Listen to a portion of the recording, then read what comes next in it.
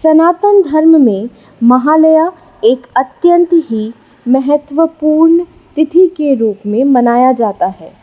महालया के दिन को सर्वपितृ अमावस्या के रूप में भी हिंदू धर्मों में प्रचलित माना गया है। इस दिन पितृपक्ष के लंबे अंतराल की अवधि को पूर्ण कर मातृपक्ष के समय के आगमन के रूप में भी लोगों में मनाया जाता है।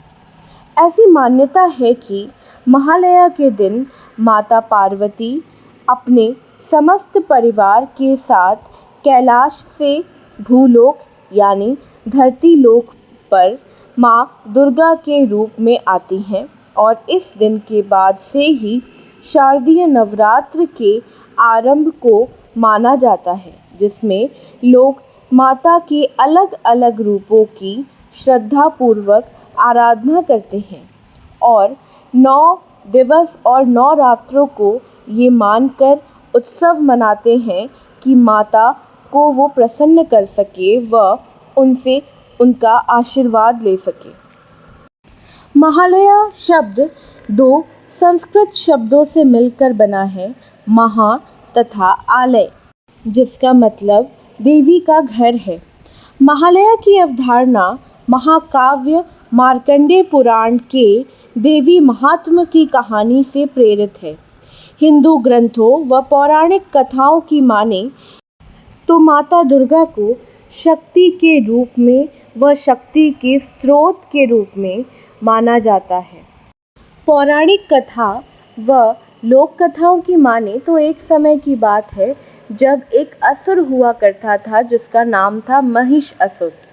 इस असुर ने भगवान ब्रह्मा की कठोर तपस्या की, अजय रहने का वरदान को प्राप्त किया, जिसे उसे ना तो कोई असुर, ना ही कोई नर, ना ही कोई देवता मार सकता था। इस वरदान को प्राप्त करने के बाद वह अत्यंत ही क्रूर बनता चला गया। महिषासुर ने अपने वरदान का गलत तरीके से संबोधन करते हुए उसने भूलोक, स्वर्गलोक और हर जगह आतंक और अत्याचार फैलाया।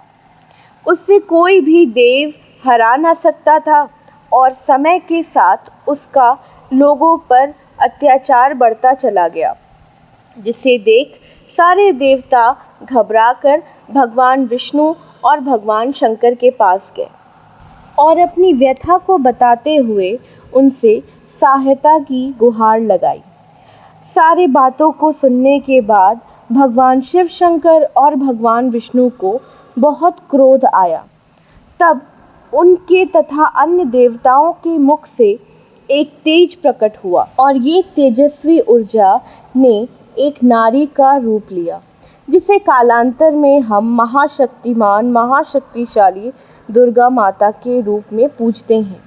भगवान शिव के तेज से देवी का मुख बना, यमराज के तेज से माता के केश बने, विष्णु भगवान के तेज से माता की भुजाएं बनी, चंद्रमा के तेज से वक्षस्थल बना, सूर्य के तेज से पैरों की उंगलियां बनी, कुबेर के तेज से नाक बना, प्रजापति के तेज से माता के दंत बने, अग्नि के तेज से तीनों नेत्र बने, संध्या के तेज से भ्रिकुटी और वायु के तेज से कानों की उत्पत्ति हुई। देवी भागवत के अनुसार शक्ति को प्रसन्न व संपन्न करने के लिए देवताओं ने अपने प्रिय अस्त्र शस्त्र सहित कई शक्तियाँ भी उन्हें दी, जिसमें से भगवान शंकर ने माँ को त्रिशूल भेंट किया, भगवान विष्णु ने सुदर्शन चक्र भेंट दिया, वरुण देवता ने शंख भेंट किया, अग्नि देवता ने शक्ति प्रदान की,